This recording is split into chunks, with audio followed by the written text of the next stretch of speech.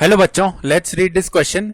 Late the ratio of the fifth term from the beginning to the fifth term from the end in the binomial expansion of fourth root of 2 plus 1 upon fourth root of 3 whole raised to power n in the increasing powers of 1 upon fourth root of 3 be fourth root of 6 ratio 1 if the sixth term from the beginning is alpha upon fourth root of 3 then alpha is equal to. तो यहां से देखो हमें alpha का value बताना है. Start कर लेते हैं हम की कॉन्सेप्ट से. तो की कॉन्सेप्ट देखना क्या हो जाएगा. अगर हमारे पास ऐसा है x plus y raise to power n और इसका अगर हम r प्लस वंथ टर्म लिख रहे हैं तो वो क्या हो जाएगा एन सी आर मल्टीप्लाई में x raise to power n minus r multiply में y raise to power r. तो अब देखो जो एक्सपेंशन दिया हुआ है वो है फोर्थ रूट ऑफ 2 यानी 2 रेज टू पावर 1/4 प्लस में इसी तरह 1 अपॉन 3 रेज टू पावर 1/4 ये दिया हुआ है और इसकी पावर लगी हुई है n. तो अगर हम इसके लिए टी आर प्लस 1 लिख रहे हैं तो वो क्या हो जाएगा देखो एन सी आर एक्स की जगह पर 2 रेज टू पावर 1/4 है तो 2 raise to power 1/4 whole raise to power n minus r multiply में 3 रेज टू पावर -1/4 ऐसे लिख सकते हैं और इसकी पावर हो जाएगी r. ठीक है. तो अब देखो यहाँ पे ये वैल्यूज है हमारे पास और हमें क्या करना है. सबसे पहले हम अगर फिफ्थ टर्म निकालना चाहते हैं, ठीक है, तो देखो for fifth term from the beginning तो r का वैल्यू क्या रखना पड़ेगा क्योंकि यहां पे r प्लस 1 आ रहा है तो r का वैल्यू 4 रखेंगे तब जाके t5 बनेगा. तो देखो t5 क्या आ जाएगा हमारे पास nc4 and 2 raise to power 1/4 और यहां पे n माइनस में 4 बन जाएगा. ठीक है. और मल्टीप्लाई में 3 रेज टू पावर -1/4 और इसकी पावर बन जाएगी हमारे पास 4. तो ये देखो कितना बन गया nc4 को एज इट इज रखा. ठीक है. यहाँ पे 2 रेज टू पावर 1/4 इसकी पावर है n-4 और 3 रेज टू पावर -1/4 की पावर 4 तो ये यहाँ पर 3 की पावर -1 बनेगा जिसको अपॉन में 3 लिख दिया हमने. ठीक है. अब एक बात ध्यान से देखो, जब भी हमारे पास ऐसा लिखा होता है a प्लस बी का होल स्क्वायर, इसको हम अगर एक्सपेंड करते हैं a square plus b square plus 2ab आता है. यहाँ से नोट करने वाली क्या बात है, जब पावर 2 लगी है तो नंबर ऑफ टर्म्स आ रहे हैं 3. इसी तरह जब पावर n लगी हुई होगी तो नंबर ऑफ टर्म्स n+1 आ रहे होंगे तो n+1 टोटल टर्म्स है. ठीक है. अब एक बात देखो यहां से कि अगर हम बात कर रहे हैं n+1th term from the beginning, n+1th term from the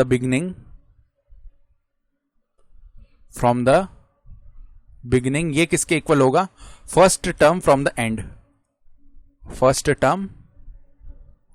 and. अब इसी तरीके से अगर हम बात करेंगे nth term from the beginning, क्योंकि इस तरफ से यानी ये तो n+1 टर्म होगा, अब इस तरफ आएंगे ना हम तो nth टर्म आ जाएगा. nth टर्म किसके इक्वल होगा, सेकंड टर्म के. उसी तरह n-1th टर्म थर्ड टर्म के, n-2th टर्म फोर्थ टर्म के और n-3rd. ठीक है.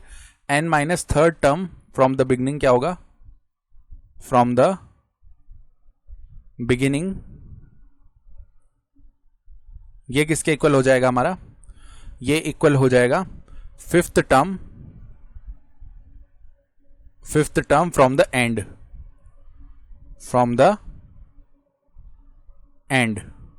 तो n-3rd टर्म बिगिनिंग से अगर हमें ये चाहिए तो यहां पे देखो वैल्यू किसकी निकालनी है, tn-3 की.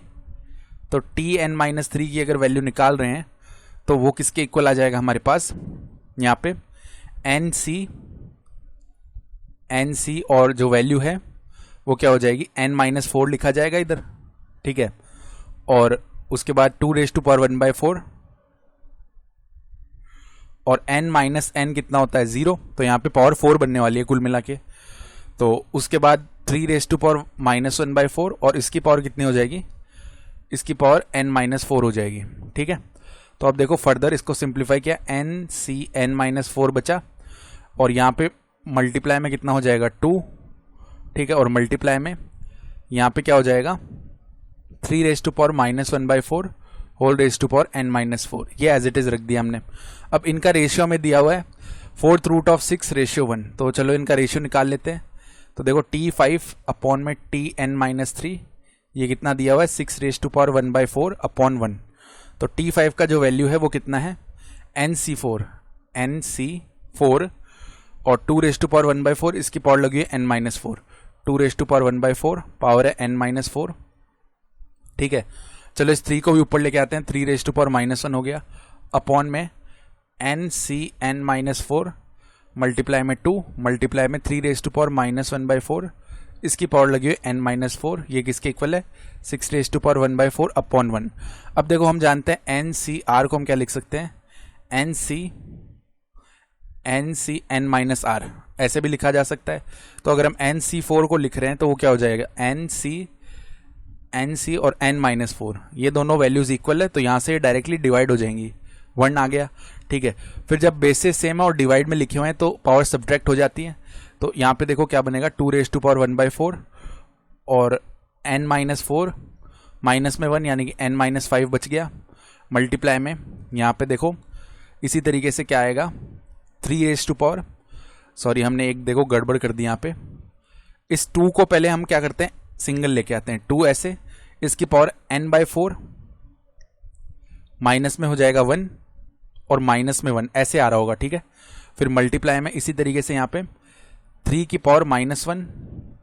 ठीक है, और यहाँ पे देखो माइनस का n/4 ऊपर आके प्लस का n/4 हो गया और प्लस का 1 बनेगा इधर जो कि ऊपर आके माइनस का 1 हो गया। ठीक है, ये किसके इक्वल है 6 रेज टू पावर 1/4। तो अब देखो ये क्या बन गया 2 raise to power n/4 -2 multiply में 3 रेज टू पावर इसी तरह n/4 -2 ये किसके इक्वल है 6 रेज टू पावर 1/4। अब पावर सेम है तो बेसिस मल्टीप्लाई हो जाएंगी, तो 6 रेज टू पावर n/4 -2 ये किसके इक्वल है 6 रेज टू पावर 1/4 के। बेसिस सेम है तो पावर्स कंपेयर हो जाएंगी, तो n/4 -2 जो है ये किसके इक्वल आ जाएगा 1/4 के, जिसका मतलब है कि यहाँ से n/4 का जो वैल्यू है वो आ गया 1/4 + 2, तो ये कितना हो जाएगा हमारे पास 9/4। तो n का वैल्यू डायरेक्टली कंपेयर से 9 आ जाएगा। तो अगर n का वैल्यू 9 आ गया हमें क्या चाहिए 6th term from the beginning. ठीक है, n का वैल्यू 9 आ चुका है, तो अब देखो 6th term from beginning for 6th term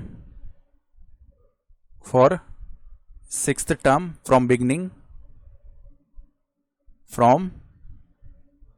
beginning जो r का वैल्यू है वो हमें 5 रखना पड़ेगा। तो यहाँ से T6 कितना बन जाएगा, देखो T6 का वैल्यू आ जाएगा NCR, n का वैल्यू 9 है तो 9C5 और उसके बाद 2 raise to power 1/4 2 raise to power 1/4 इसकी पावर क्या आ जाएगी यहाँ पे 9 - 5 यानी 4 मल्टीप्लाई में 3 रेज टू पावर -1/4 इसकी पावर हो जाएगी कितनी 5। ठीक है, तो ये बन जाएगा हमारे पास। तो अब देखो कितना बन जाएगा ये फर्दर 9C5 निकाल लेते हैं, तो 9 फैक्टोरियल अपॉन में 5 फैक्टोरियल मल्टीप्लाई में 4 फैक्टोरियल, यहाँ पे मल्टीप्लाई में 2 बन जाएगा। ठीक है, और फर्दर यहाँ पे ये कितना बन गया, ये जो वैल्यू है फर्दर हम लिख सकते हैं 3 रेज टू पावर -5/4 बन गया। ठीक है, तो अब देखो 9 फैक्टोरियल को लिख लिया, 9 मल्टीप्लाई में 8 मल्टीप्लाई में 7 मल्टीप्लाई में 6 मल्टीप्लाई में 5 फैक्टोरियल अपॉन में है 5 फैक्टोरियल मल्टीप्लाई में 4 फैक्टोरियल कितना होता है 24 होता है मल्टीप्लाई में 2 मल्टीप्लाई में यहाँ पे अब इसको हम कैसे लिख सकते हैं, यहाँ पे इसको हम लिख सकते हैं 1/3 रेज टू पावर 5/4। ठीक है, तो अब देखो यहाँ से क्या होगा 5 फैक्टोरियल डिवाइड हो गया, 6 डिवाइड कर देगा 24 को 4 टाइम्स, 4 डिवाइड कर देगा 8 को 2 टाइम्स। ठीक है, तो ये कितना बन गया हमारे पास, ये जो वैल्यू है 9 मल्टीप्लाई में 2 यानी कि 18 और 18 मल्टीप्लाई में 7 ये निकाल लेते हैं हम, ये कितना बन जाएगा हमारे पास 126। तो देखो ये 126 मल्टीप्लाई में 2 अपॉन में जो वैल्यू है वो कितना आ रहा है 3 रेज टू पावर 5/4। तो 3 रेज टू पावर 5/4 आ गया। तो यहाँ से देखो फर्दर इसको सॉल्व कर लेते हैं 126 मल्टीप्लाई में 2, यहाँ पे 3 रेज टू पावर 5/4 को 3 मल्टीप्लाई में 3 रेज टू पावर 1/4 ऐसे लिख सकते हैं। 3 डिवाइड कर देगा 126 को कितने टाइम्स 42 टाइम्स, तो ये बन गया 84/3 रेज टू पावर 1/4। और क्वेश्चन के अकॉर्डिंग ये जो वैल्यू था ये alpha upon 4th root of 3 के इक्वल था, यानी कि alpha upon 3 raise to power 1/4 के इक्वल था, तो अल्फा का वैल्यू 84 आ जाएगा। तो हम बोल सकते हैं कि ए जो ऑप्शन है करेक्ट हो गया यहाँ से, alpha is equal to 84। I hope you understood this explanation. Best of luck.